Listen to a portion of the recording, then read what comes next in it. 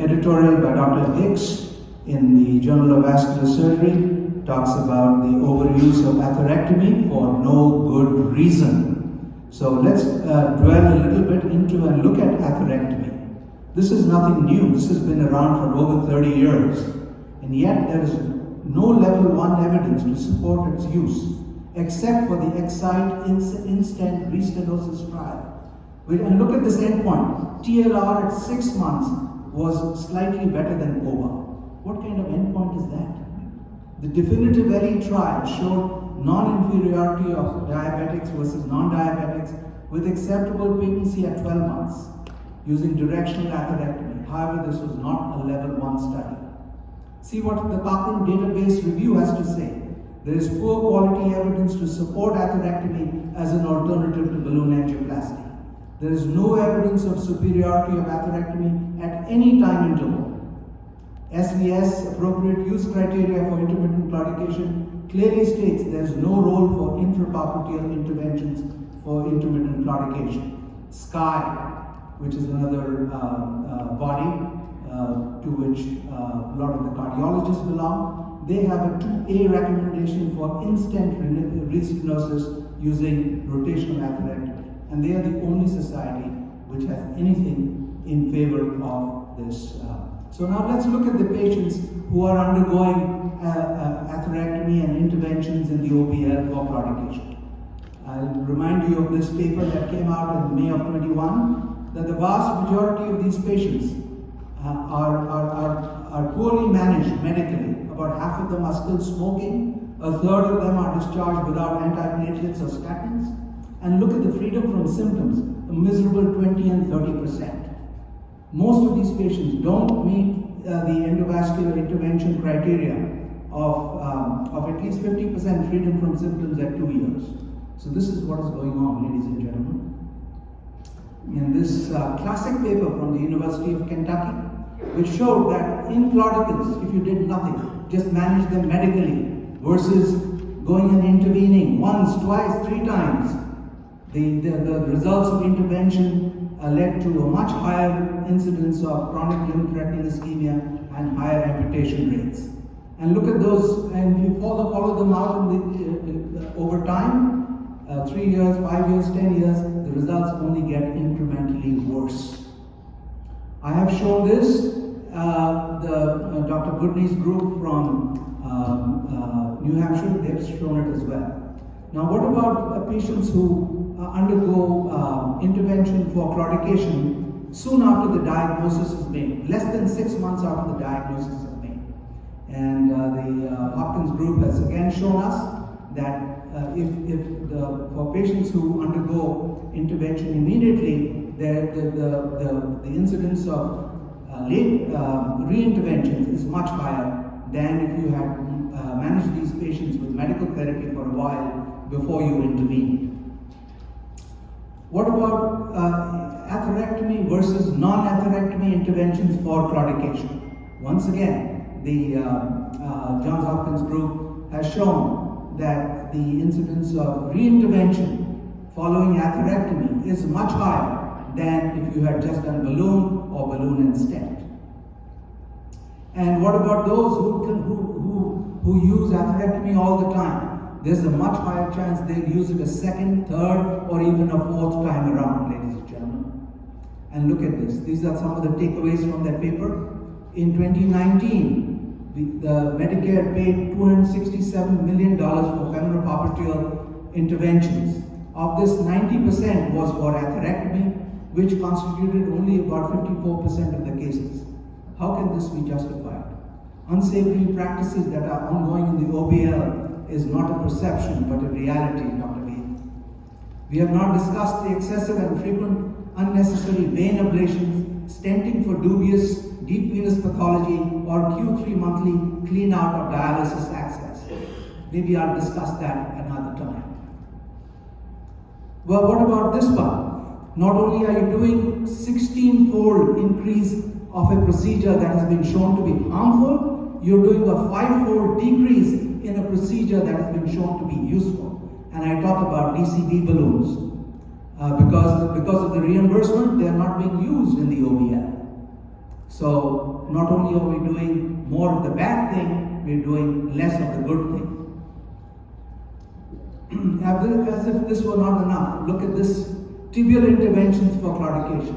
Nobody in the right mind should be talking about this. Yet, 28% of 60,000 Medicare patients underwent tibial interventions for claudication. 40% isolated tibial intervention and 60% with femoropopliteal intervention. Why? $692 versus $12,000. You do the math. So this is the reason for the crime: 12,000 and 16,000 versus 3,000 and 10,700. Or if you work for RVUs like I do, 13 RVUs and 17 RVUs versus 100 and 345. Of course, the physician is paying for the equipment in the OBL.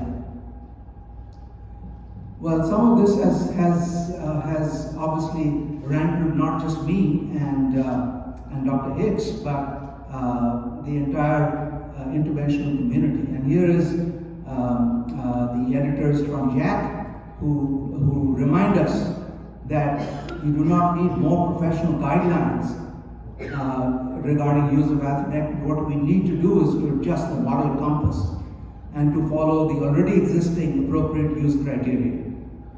This high use of atherectomy in the OBL suggests that we should follow the Hippocratic principles of delivering the right procedure for the right patient at the right time, no matter where they are performed.